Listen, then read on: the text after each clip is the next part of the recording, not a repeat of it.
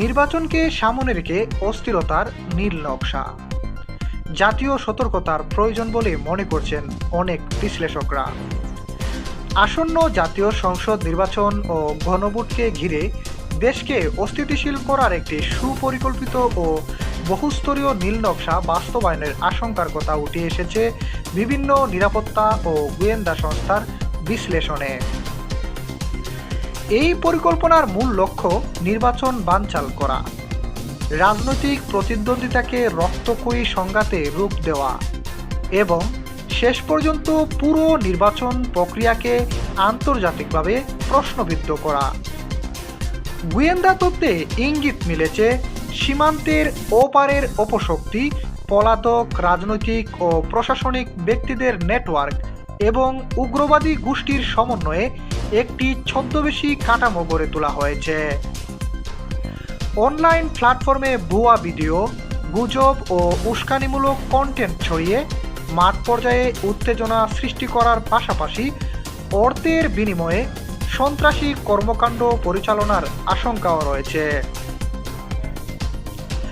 বিশ্লেষণে বলা হচ্ছে, নির্বাচনের আগে একটি ক্রিটিক্যাল ফেজ নির্ধারণ করে টার্গেট কিলিং, সাম্প্রদায়িক উত্তেজনা, রাজনৈতিক সমাবেশে হামলা এবং মনস্তাত্ত্বিক যুদ্ধ চালানোর পরিকল্পনা নেওয়া হয়েছে।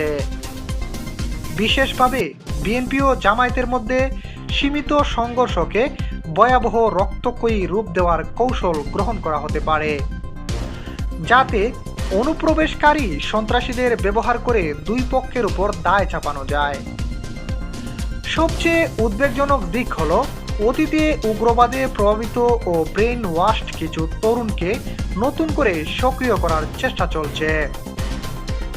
এনক্রিপ্টেড ডিজিটাল প্ল্যাটফর্ম ব্যবহার করে লুন ওল্ফ কৌশলে হামলার পরিকল্পনা আইনশৃঙ্খলা বাহিনীর জন্য বড় চ্যালেঞ্জ হয়ে দাঁড়িয়েছে। সীমান্তবর্তী অঞ্চলগুলোতে প্রশিক্ষিত ঘাতক ও বিস্ফোরক অনুপ্রবেশের আশঙ্কায় রেড অ্যালার্ট জারি করা হয়েছে। এই পরিস্থিতিতে সরকার নজিরবিহীন নিরাপত্তা প্রস্তুতি নিয়েছে।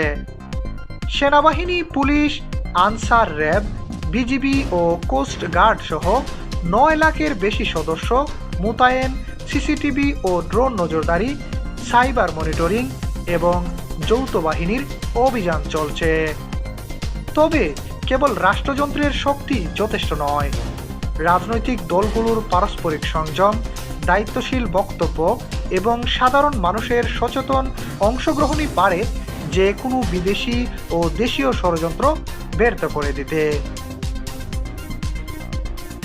শেষ পর্যন্ত নির্বাচন সুরক্ষিত রাখা মানে কেবল একটি রাজনৈতিক প্রক্রিয়া রক্ষা করা নয়, এটি রাষ্ট্রের সার্বভৌমত্ব, গণতান্ত্রিক অধিকার এবং ভবিষ্যৎ স্থিতিশীলতার প্রশ্ন। গুজব নয়, যাচাই, উস্কানি নয়, সংযম, এই নীতিতেই অস্থিরতার নীল নকশা পরাজিত হতে পারে। এম এ আহমদ, দৈনিক আমার জিহাদ।